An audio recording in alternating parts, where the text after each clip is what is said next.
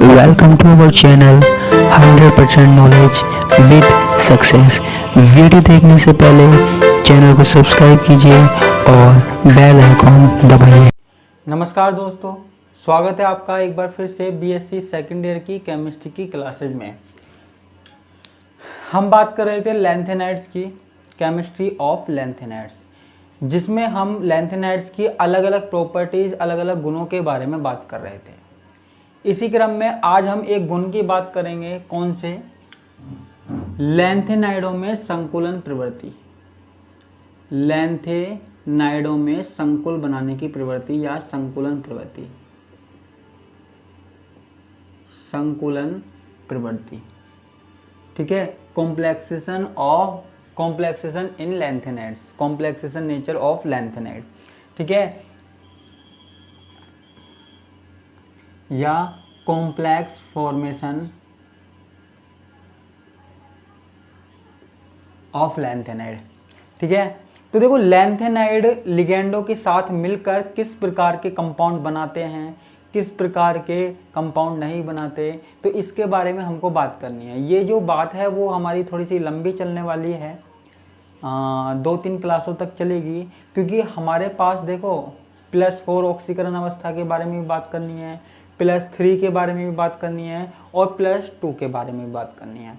तो ये बात हमारी थोड़ी सी क्या है, लंबी चलने वाली है, इसलिए इसको 3 या 4 क्लासों में पूरी करेंगे।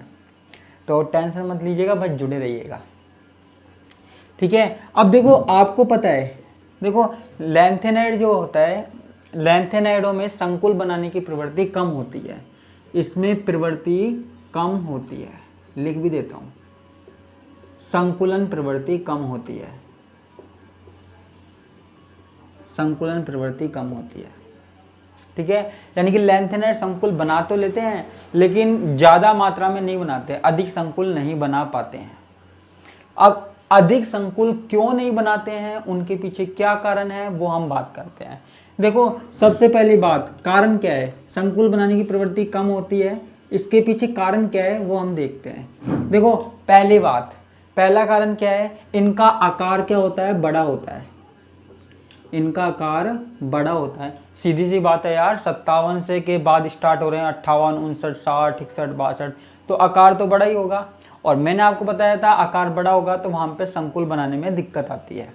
तो आकार अगर छोटा होगा तो आसानी से संकुल बन जाता है। मैंने डी ब्लॉक में भी बताया था, छोटे आकार वाले यौगिक आसानी से संकुल बना लेते हैं, छोटे आकार वाले जो तत्व होते हैं वो आसानी से संकुल बना लेते हैं। लेकिन अगर आकार बड़ा होगा तो संकुल बनाने की प्रवृत्ति क्या हो जाएगी? कम हो जाएगी, ठीक है। अब देखो, एक बात और करते हैं हम, इन पर +3 आवेश होता है, +3 आवेश होता है। सारे जितने भी लैंथेनाइड है उन पे सामान्यतः कौन सा आवेश होता है? +3 आवेश होता है, +3 चार्ज होता है, ठीक है। और +3 चार्ज के कारण ही इनका आकार बड़ा हो जाता है, इनका आकार बड़ा हो जाता है। अब डी ब्लॉक में तो क्या होता था? +4, +5, +6, +7, इस तरीके से हमारे पास चार्ज हुआ करता था, जिससे आकार क्या होता था? छोटा हो जाता था। लेकिन यहाँ तो केवल +3 होता है, तो आकार ज़्यादा बड़ा हो जाता है थोड़ा सा, ठीक है। तो +3 आकार होता है। अब आप कहेंगे +3 आकार होता है, +3 अब आप कहोगे कि आकार बड़ा हो जाता है, आवेश +3 हो जाता है, तो उससे क्या फ़र्क पड़ रहा है? उससे क्या फ़र्क पड़ रहा है? देखो, आकार बड़ा होने से हमारे पास जो चार्ज डेंसिटी है, आवेश घनत्व है, आवेश घनत्व है, कम हो जाता है, ठीक है। अगर हमारे पास आकार बड़ा होगा तो आवेश घनत्व क्या होगा? कम हो जाएगा। आकार छोटा होता है तो आवेश घनत्व ज़्यादा होता है, ठीक है। अब आप कहोगे कि आवेश घनत्व कम हो गया तो क्या होगा, ठीक है। अगर हमारे पास आवेश घनत्व कम हो जाएगा, आवेश घनत्व कम हो जाएगा, तो लिगैंडों को ध्रुवित करने की प्रवृत्ति भी कम हो जाएगी, लिगैंडों को ध्रुवित नहीं कर पाएंगे, ध्रुवित नहीं कर पाएंगे। मतलब देखो, अगर हमारे पास आकार बड़ा है, आकार बड़ा होने से आवेश घनत्व कम हो गया, और आवेश घनत्व कम हो गया तो लिगैंडों को ध्रुवित नहीं कर पाएंगे। यानी कि एक तरीके से आप ये बोल सकते हो कि लिगैंडों को अपने पास नहीं बुला पाएंगे। ठीक है, लिगैंडों को ध्रुवित नहीं कर पाएंगे, यानी कि लिगैंडों को अपने पास नहीं बुला पाएंगे। ठीक है, ये बात हो गई। अब तीसरी बात क्या आती है, देखो आपको पता है मैंने इलेक्ट्रॉनिक विन्यास बताया था, जिसमें मैंने क्या बताया था 4f 5d 6s। ठीक है, ये हमारे पास ऑर्बिटल होते हैं। अब देखो हमारे पास जो अंतिम इलेक्ट्रॉन है, हमारे पास जो तत्वों के अंतिम इलेक्ट्रॉन है वो कहाँ भरे जाते हैं, f कक्षकों में। पहले तो हम 6s में भर देते हैं, फिर उसके बाद f में भरते हैं। ठीक है, अब आप कहोगे तो क्या हुआ, देखो पहले हमने 6 में भर दिया, यानी कि बाहर वाले में भर दिया, फिर हम क्या कर रहे हैं, अंदर वाले में भर रहे हैं। ठीक है, या देखो हम कह सकते हैं कि इन तत्वों में 4f कक्षक अंदर की ओर होते हैं, 4f कक्षक अंदर की ओर होते हैं, और होते हैं। अब आप कहोगे अंदर की ओर होते हैं तो क्या हुआ, भैया देखो अगर अंदर की तरफ होंगे तो वो क्या है, लिगैंडों के साथ आसानी से कनेक्ट नहीं हो पाएंगे। कोई चीज़ अगर अंदर की तरफ है तो वो लिगैंडों के साथ कैसे कनेक्ट होंगे। ठीक है, इन तत्वों में 4x कक्षक अंदर की ओर होते हैं, जिसके कारण ये लिगैंडों के साथ बंध बनाने में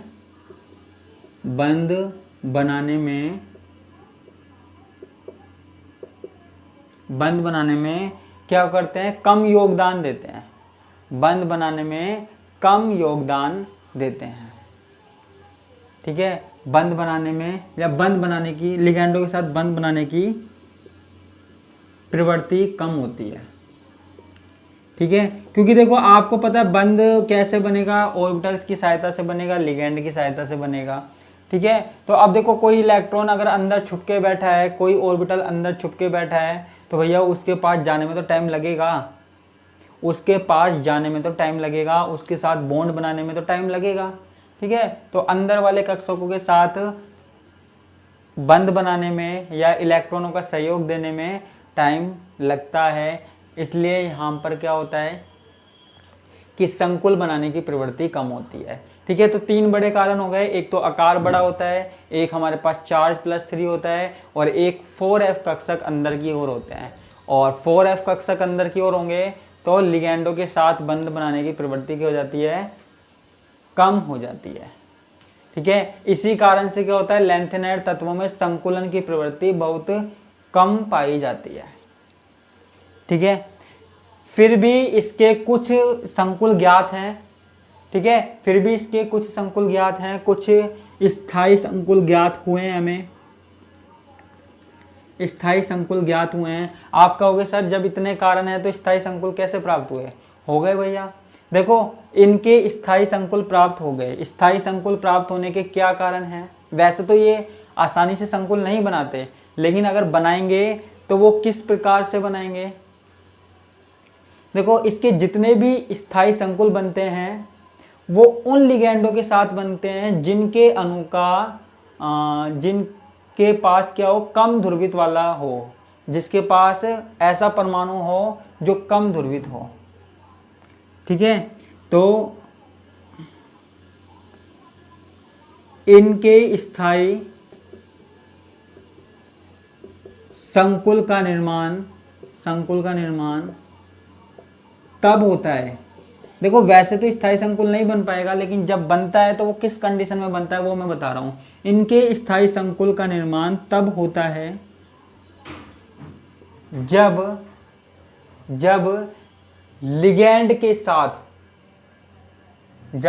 लिगैंड में कम ध्रुवित होने वाला परमाणु हो,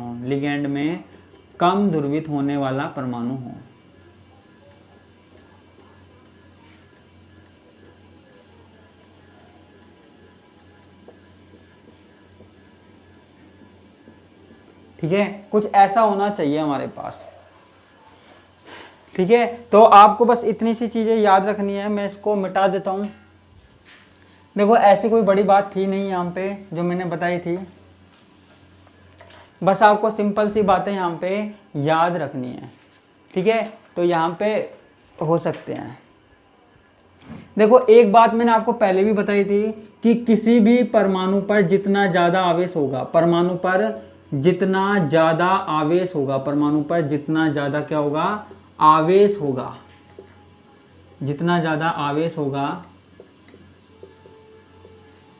उसमें संकुल बनाने की प्रवृत्ति अधिक होगी, उसमें संकुल बनाने की प्रवृत्ति अधिक होगी, प्रवृत्ति अधिक होगी।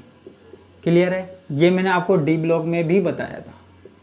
ठीक है, जितना ज़्यादा आवेश होगा 5, 6, 7 उतना ही ज़्यादा संकुल बना सकता है, क्योंकि उतने ही इसमें क्या होता है, कक्षक खाली होते हैं, ऑर्बिटल जो है वो खाली होते हैं, तो उतना ही ज़्यादा इसमें क्या होता है, नेचर होता है, संकुल बनाने की प्रवृत्ति होती है।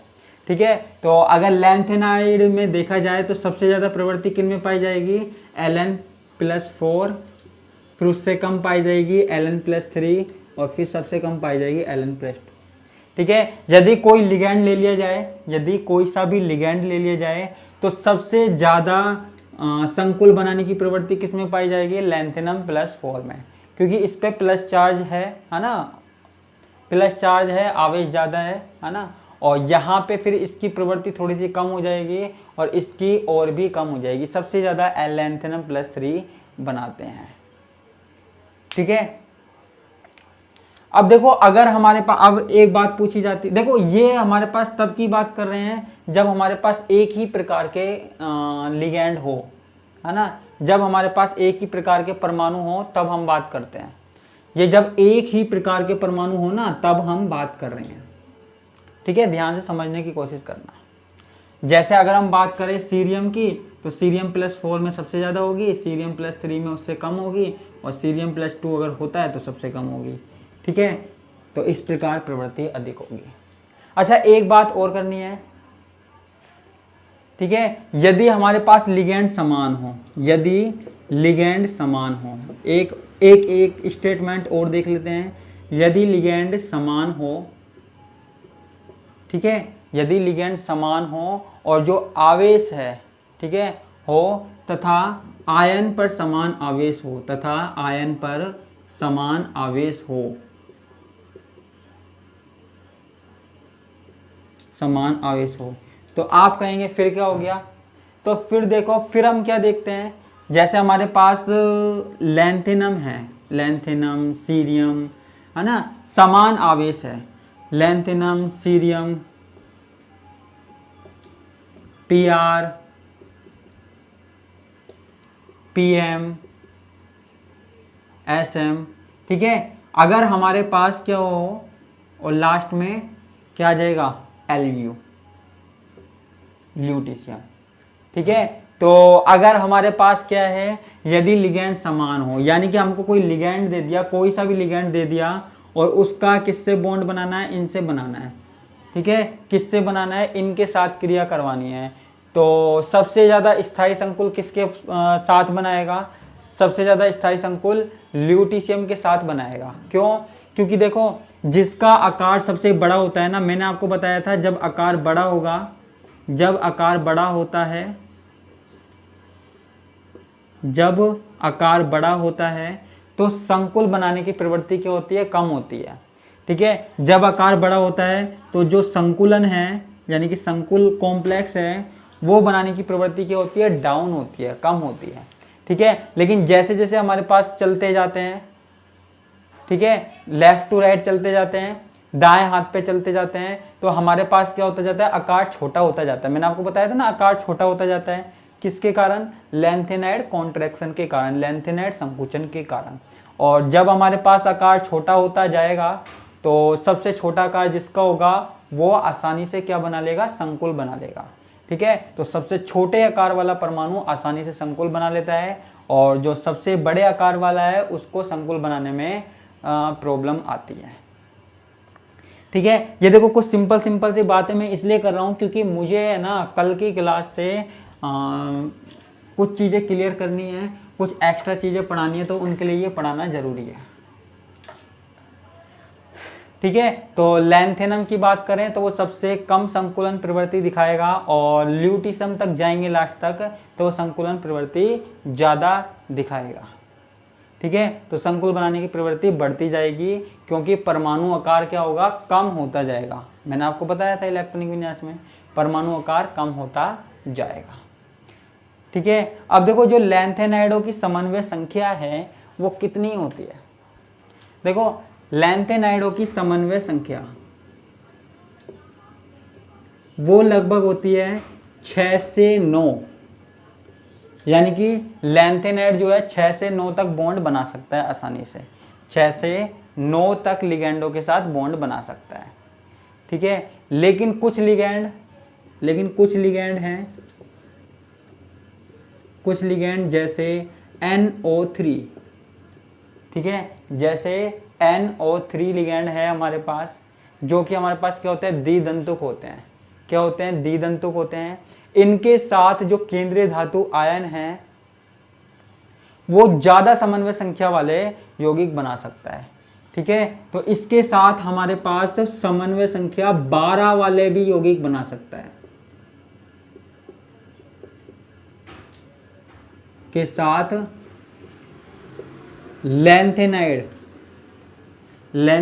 समन्वय संख्या 12 वाले संकुल बना सकते हैं। ठीक है, तो लैंथेनाइडों में क्या हो गई, ये संकुलन प्रवृत्ति की बात हो गई। ठीक है, देखो अगर हमारे पास कोई एक दंतुक लिगेंड है ना, जैसे फ्लोरीन है, क्लोरीन है, ठीक है, इस तरीके के यौगिक हैं, या फिर H2O है, यानी कि जो कि एक दंतुक लिगेंड है। मैंने आपको बताया था एक दंतुक लिगेंड क्या होते हैं, जिनमें एक ही परमाणु हो, ये एक दंतु लिगेंड है। ठीक है, तो एक दंतु लिगेंडों के साथ ये अधिकतम 9 समन्वय संख्या वाले ही दिखाता है, मैक्सिमम 9 समन्वय संख्या वाले संकुल ही दिखाता है। ठीक है, एक दंतुक के, बाकी के जो द्विदंतुक है, त्रिदंतुक है, उनके साथ ज्यादा या कम भी दिखा सकता है, वहां कोई प्रॉब्लम वाली बात नहीं है। अब हमको पढ़ना है कि ये कौन कौन से यौगिक बना सकता है, +4 ऑक्सीकरण अवस्था में कौन से यौगिक बनते हैं, +3 ऑक्सीकरण अवस्था में कौन से यौगिक बनते हैं, +2 अवस्था में कौन से यौगिक बनते हैं। ठीक है, लेकिन उनको हमको क्या है, डिटेल में पढ़ना है, तो वो बात आज नहीं हो पाएगी, पहली क्लास बहुत लेट हो चुकी है। तो आज के लिए सिर्फ इतना ही, इसके साथ मैं आपसे विदा लेता हूँ। धन्यवाद, नमस्कार, बाय बाय।